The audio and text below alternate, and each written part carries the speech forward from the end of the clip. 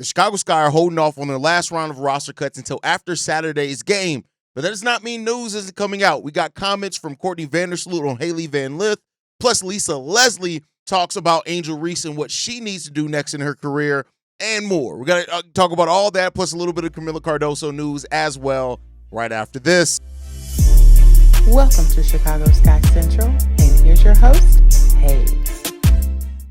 What's going on, Sky fans? Welcome to another episode of Chicago Sky Central, your number one spot for everything Chicago Sky related. I'm the host there, Haize, but more importantly, you guys can follow the channel at Chicago Sky Central on every social media platform we happen to be on. With that said, let's go and get into it for today. Y'all, I want to start off with the comments from Courtney Vandersloot. I thought that the next time I would be coming to you guys would be after the last round of roster cuts. I thought the Sky may cut it down before the last preseason game. But, you know, Tyler Marsh continues to be really high on the group that he has there, and everybody's traveling on Saturday to the game, and, you know, we'll get the last round of cuts either after that, shortly after that, or maybe even Sunday morning. So stay, of course, in tune with us for that. But with that said, what are the players that everybody's kind of wondering how they're going to work out, what's going to happen, where their role is going to be is Haley Van Lith, right? She played such an instrumental role in the Sky winning the first game against the Lynx with her playmaking and defense. It wasn't even her scoring in that case. It was really those other things.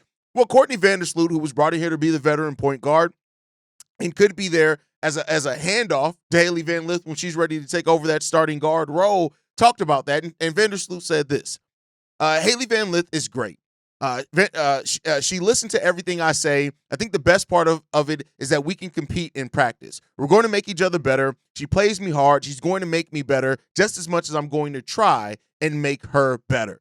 You love to see that. That's what you want to have veterans in your building for, right? And, you know, everybody's already talked glowingly about having Courtney Vandersloot in here. Angel Reese has talked about how having Slooty in there is so much different than what they had last year as far as just from a leadership standpoint. Reese calling her a great vet and a great leader so far in just the early part in training camp. And Haley Van Lith is a player that has a little bit of everything, right? We know defensively she's going to get after it, but we're going to have to see how she adjusts to the physicality, of course, as everybody has to in the WNBA. But her going up against Vandersloot in practice, every single practice, all throughout training camp, all that is doing nothing but jump-starting and helping that development along greatly, right? And that's what you hope to have in here. And then anything that Haley Van Lith or HVL, is shortcoming on, that Sloot can help her, give her a little advice on what Slooty, as somebody who worked themselves up through this league as well and has been a veteran and stuck around in this league for over a decade, right? She can give some pointers as well to HVL and just help her with some of those learning curves. And so that's what you want to have, right? Like, I don't want to, some people talk about it as if it's like 2K where you put a player with somebody and naturally some of their skills transfer over to that player. And, it's not as simple as that. It's not like you're not learning things through osmosis, but I do think a good vet, right, especially a vet that has accomplished things in their career can definitely help with that learning curve that naturally comes in the WNBA. And so I want HVL, I want Haley to be attached to the hip of Courtney Vandersloot.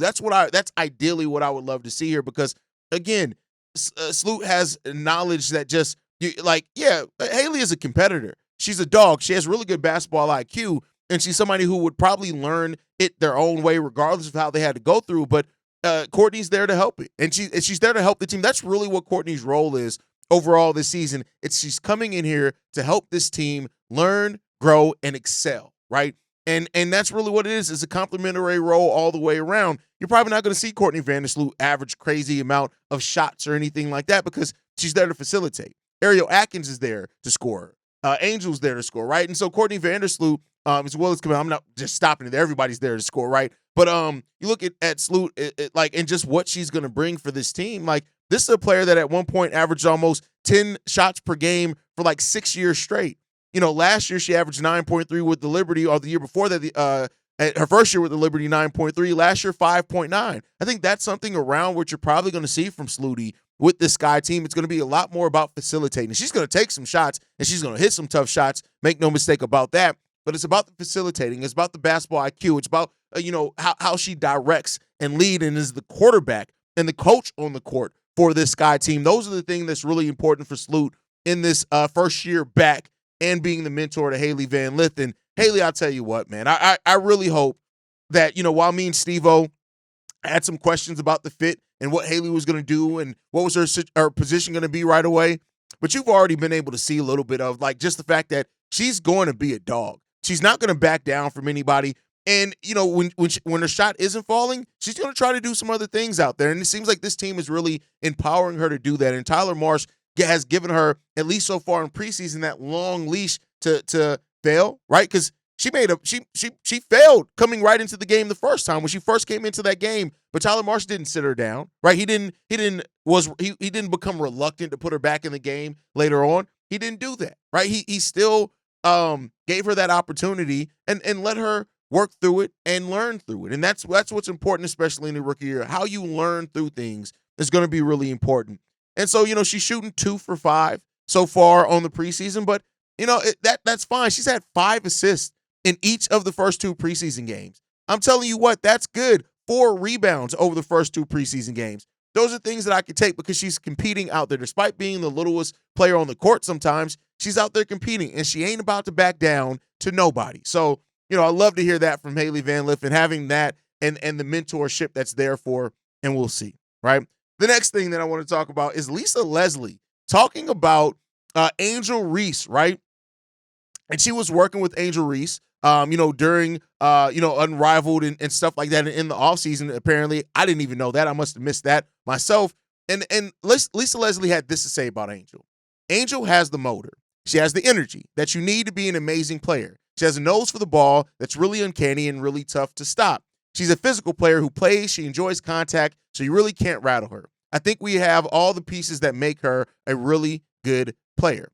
And so, listen, when you hear from legends in your league and you hear from them and they talk, and we've heard a lot of that. A lot of people have talked very positively about Angel Reese, despite all the hate that this young lady gets because of, like I've always say, insecure bitch-ass men, right? I'm just, I'm good. It's not the people who have legitimate criticism. I want to be clear here. I'm not talking about people who criticize Angel Reese's game in the sense of some things that she can get better on. Because guess what? Despite what everybody says, Angel's going to criticize her game.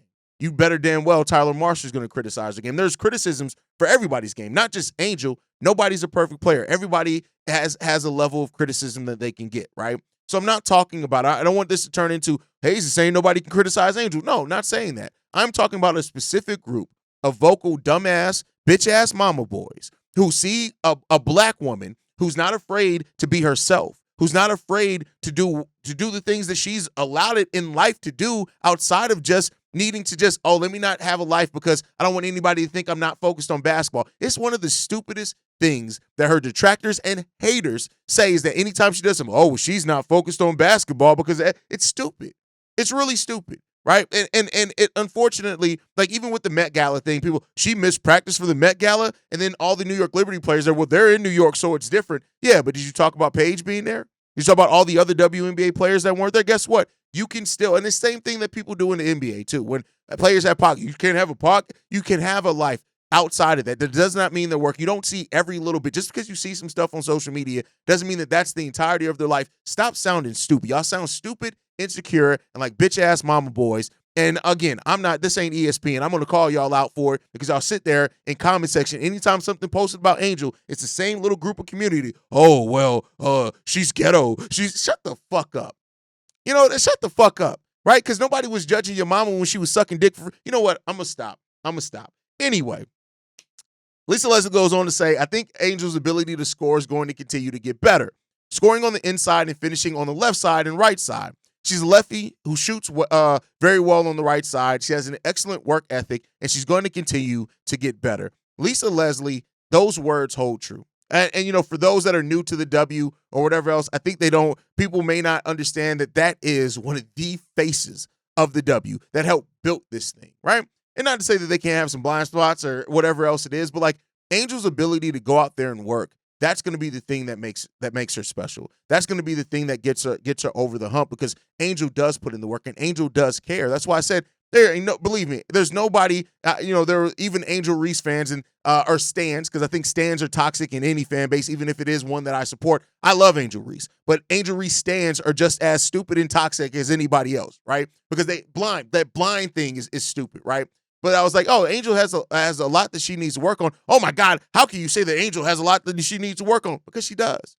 And the reason why she has a lot to work on, because she wants to be great, right? That's why. And people who want to be great, not just settle for being good, not just settle for what their natural talent is, people who want to be great always have a lot to work on, because they're looking at, all right, even if I'm good in this, how do I get better? Am I the best in the world at it? If I'm not, I'm going to keep working on it.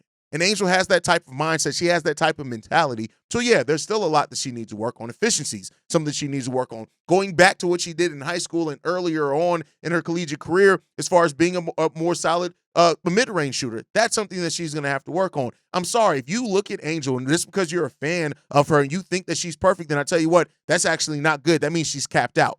Anybody who says that Angel doesn't have stuff that she needs to work on it shakes your foundation to hear that your favorite player has stuff that you need to work on. To me, what that's saying is that you think that she's perfect already. And if this is the perfect version of Angel that we see right now, I hate to tell y'all, it's not good enough. It's not good enough for what she wants to be in this league. It's not good enough to what she can do in this league. It's not, right? And again, that's not to say she's terrible. That's not to hate. I think there's so much like noise around Angel, not her, but noise around her, that people take any bit of thing that they view as criticism as, oh my God, let me have to fight this. Like, no, Angel wants to be the best. Like, she doesn't just want to settle for being good at it. She doesn't want to just settle for being extremely talented. She wants that ring. She wants to hang up banners. She wants those trophies. And not just the fact that she feels entitled to it, she wants to work and earn it and make and outwork the people that are ahead of her now or whatever else to go out and get that. So yes, Angel has a lot that she needs to work on, but guess what? She's working on it. And she's putting in that work. She's putting in that time. She's putting in that desire. That's what's going to make Angel Reese special in this league. So, yeah, Angel has a lot that she needs to work on, as does just about everybody else, right? But if you want greatness, that you don't settle for any damn thing, then best believe Angel ain't settling for nothing that she's done so far. That ain't the cap. If you told Angel that what she did last year, what she's shown so far, that's her cap, she'd probably smack you. She'd probably look at you like you're a fucking idiot, right? Because that's Angel knows she ain't even begun to accomplish the things that she has set for herself in this league and the people that she's already put herself around. Asia, Lisa Leslie, others, right? The people that she's done that with, that she's talked about, that she's communicated with, that she's worked with, that she's played with, right? That they all say the same thing. This is a young lady that wants to not just settle for being good. She wants to be great. And hell, if you ask her, she wants to be the greatest.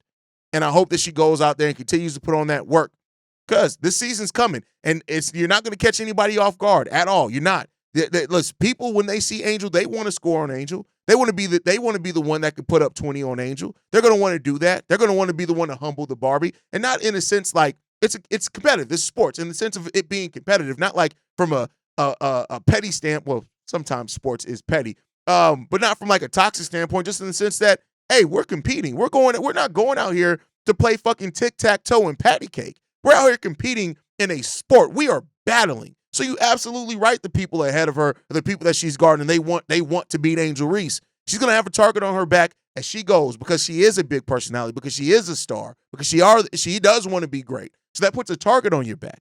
How she deals with that is going to be really important, and that's going to be what's special to see, is because I feel like she's always going to answer that call.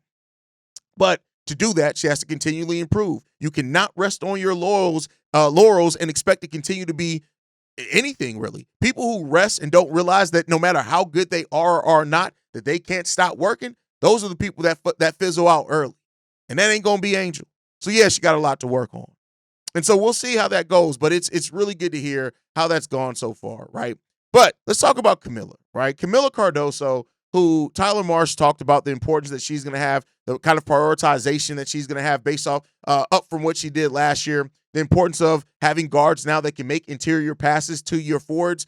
And I you guys know, I'm a Camila person. I love Camila Cardoso, as I do Angel Reese, right? But Camila has to unlock that monster, right? And she has to realize, like, I get it that she's always been or more times than not, she's always been the strongest, right? Out there on the court, or the biggest. This is the W, right? And you know, like we talk about with Angel, that you can't rest on what you did in college. And that's what she's really going to have to look at to improve in this one. The offseason hasn't, by any stretch of the imagination, been terrible for Camila Cardoso. That's not what I'm saying at all, so please don't take it that way. But I am saying this is that she has to be better. And Camila going into the season has to realize that much like with Angel as well, you're big. You have a target on your back. Now, she's averaging 8 points, 7 rebounds, 1 assist, almost a steal per game so far in the preseason. That's really good, right? She's shooting the ball 52% from the field. That's solid. Those 10 points, that's solid as well. But I tell you what, I've watched these 2 preseason games, and I can tell you it feels like Camila has at least left 4 points on the floor every single time that she's been out there, just because of not kind of putting her body on people, not kind of taking it up a little bit stronger. And that's just a criticism that I have of Camila Cardoso. But her defensive rotations really good. Her spacing has been really good in how to operate with space, especially in transition. Her understanding how to get out and pick and roll defense has been really good. All those things that she's shown as intangibles have still been good for her. But Camila's going to have to really, she's going to have to take an offensive leap this season if the Sky really want to be what they can be ultimately. And I think that's going to be what she has to say. Camila herself said this: I feel like I'm a totally different player than what I was last year. I think that's coming together. Being out here and having the coaching staff that helped me and told me to be confident in yourself, be aggressive, go out there and do you. That's really what we need to see, right? You have a lot of stuff that's working in your favor. The rebounding, the defense, they're already really good. At the bare minimum, Camila Cardoso is going to be a defensive presence and one of the best rebounders in the league. That's it. But for her game to continue to round out, she's going to have to continually work on her offense, something that somebody playing behind her and E. Will has always done, right? E. Will's never been the double-digit every night player, but she knows offensively how to use her body, right? She knows offensively when to kind of gauge people and has some of those advanced moves. That's what we're going to see. It's there in Camila. We're just going to have to see it unlocked a little bit more. So that is my challenge for Camila Cardoso in this one. It's just you got to tap into the beats. I know it's in there. I hope that it's in there. And as she does it, and that's why I love to see that she said the coaches are tasking her to be more aggressive, because an aggressive Camila Cardoso, again, controlled aggressive, you don't want to be sloppy out there, that can really change the physicality of how we play against teams, and that's what you should want to see. So got my hopes up for Camila, but already love to see what's happening here with the Sky team. Like I said before, Tyler Marsh and his offensive system and the philosophies that he's brought in here, you can already see how that's going to work out. The rotations have been a little bit weird because you're trying to play everybody, get everybody time, trying to figure out who's going to stay, who's going to go, things like that. So I'm more so looking at the process that more than just the result, right? But I think that as we go on, we got one last preseason game, and then the season's here. That's it, right? So the Sky really coming into the season are trying to find what that ceiling is, right? We can feel like what we feel like all over this team so far, but I think that this team, health has to be a big part of it. You look at, Sky players that are gone and left because of injury and things like that. Like this is a time period where a lot of players have to find their thing, right? Whether they're Rebecca Allen, what's her role on this team going to be? Michaela Onyewerede, I think, has one of the more clear roles coming off that bench, as does Kia Nurse and Ariel Atkins, and we know what Sluty and Angel. Like the starting five is the starting five. And I think you've seen already that they kind of, with especially with Sloot out there, they understand how to operate. That bench unit, we have a chance to have a really good deep bench unit here. We just got to see it continually develop, right? And that's the thing that I'm really looking for. How Haley Van Lith plays, Michaela Onyewerede, Rebecca Allen, right? Elizabeth Williams. Like how these players play and fill out this. Maddie Westbeld, who I think can also, do a little, hasn't really gotten to show her bag yet, right? These are ladies that they still have tons that they can, and that bench unit has the chance to be a really deep, good bench unit for the Chicago Sky. They just have to find their way, find their path, and find their rhythm together. And that's going to be the thing that watch early on in the season. I feel confident about what the starters can bring. Not to say they don't have some wrinkles they still need to work out. They do. But outside of that, it's really how everything else comes together for how that bench unit. You got veterans on there. Rebecca Allen, veteran, right? And Michaela Onyewerede, I know she's still young, only 25, but she's been around this league for a while now, and that's why I say she kind of really understands her role. Maddie Westbeld and Haley Van Lith, players that are trying to find their ways and find what they're going to bring to the WNBA. Elizabeth Williams, another vet, right? So we have the chance to have this bench unit that really just understands what and how they need to go about their game and help the younger players along as well. I really want to see, and I didn't mention Rachel Banham, not a slight on her. I think that she also with better passing can, and I just don't need to see her dribble. No offense, I just don't need to see her dribble, right? Mariah Jefferson, I hope, and no knock on her, I hope that Mariah Jefferson we don't see a whole lot of, because I hope that Haley is in that role and playing really well to where we don't have to worry about that. So we'll see how those things go, but you guys can let me know how you feel on everything down below. Make sure you're following us at Chicago Sky Pod. You can send us any feedback, questions, comments, concerns, ChicagoSkyCentral@gmail.com. And then lastly, if you want to leave a text message and our voicemail for the mailbag, the number to do so, 773-270-2799. We are the number one spot for everything Chicago Sky related. I'll see you guys when we go to Skytown next, tomorrow, game day. Love you guys. Peace. This has been a presentation of the Break Media.